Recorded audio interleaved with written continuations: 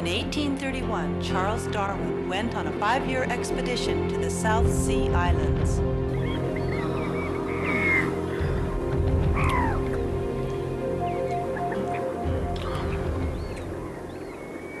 Humphrey! A bone! I found a bone. Splendid. Do you know what this represents? Yes, Charles. I'm afraid to say this to you, but this represents my lunch. Sorry. Sorry, my mistake. The big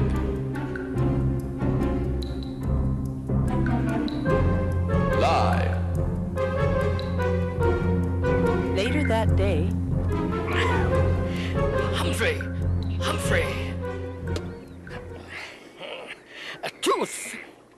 A tooth, Humphrey! It is not your lunch. It's only a tooth. A jawbone. Jawbone of a prehistoric man. Prehistoric man? Looks very much like a Don't jaw. be ridiculous, Humphrey. Yes, sir. This looked very old to me. This could be at least 2 million, 3 million years old. Wrap it up, Humphrey. We're taking these back to England. I do believe we've found a gold mine. Did you ever tell a lie? Well, if you did, you probably knew it wasn't the right thing to do. Kind of reminds me of the story of Pinocchio. He told the lie. You know, that's exactly what evolution is. It's a very, very, very big lie. And one of the first men to start telling this big lie was Charles Darwin. He was an Englishman who lived about 150 years ago. Jawbone? Yes. I'm surprised at myself. Charles, you're doing a splendid job. A few more whiskers. It's tremendous, Humphrey. It's a masterpiece, although I say myself. Michelangelo, Leonardo da Vinci couldn't have done that themselves. This is living, dead proof that this could have been your great ad infinitum grandfather. You've got to give it a name. Ah. Homo dilapidus. No. Missing link. When people first heard Charles Darwin say that God didn't really create Adam and Eve, but that man came from monkeys, most of the people just laughed.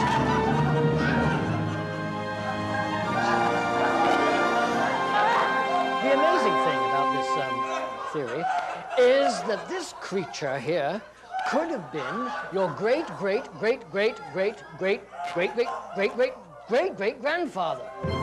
My great-grandfather was not a monkey. That's right. Excuse me, sir. Jawohl. But, what are you cooking? If you look at it closely, you probably won't swallow it. But nobody ever looks. You want to have a taste. Ooh. Yuck. We wanted to ask Mr. Darwin a few questions about how he could have been so deceived by the devil to believe in evolution. So, let's use our time flyer and go back to the year 1859. Activating time warp.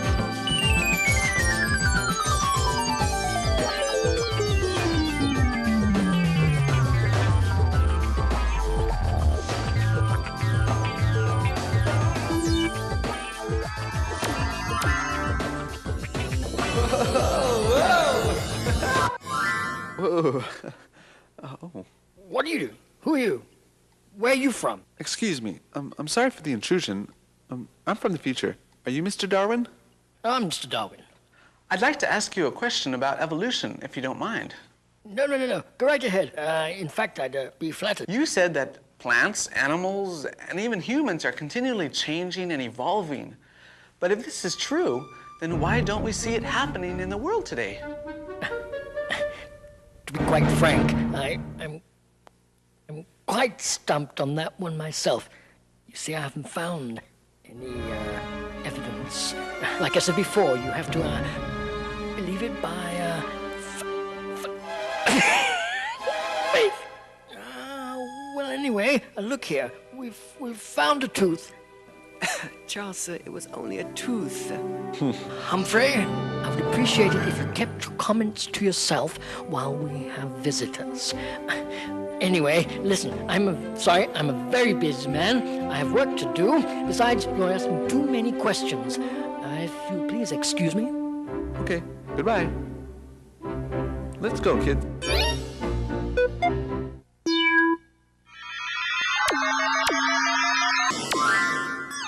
That was an interesting visit. You know, according to the Bible, all of the plants and animals belong to their own families, or fixed species. This means that flowers will always bud into new flowers, and that giraffes will always be giraffes. And ostriches will always be ostriches. And tigers will always bear other tigers. Monkeys will always have baby monkeys. And humans will always have little human children, just like you when you were born.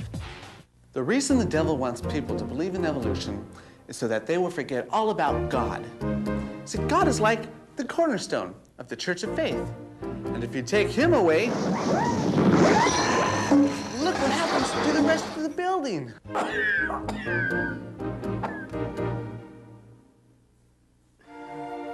I must admit, I just cannot prove it.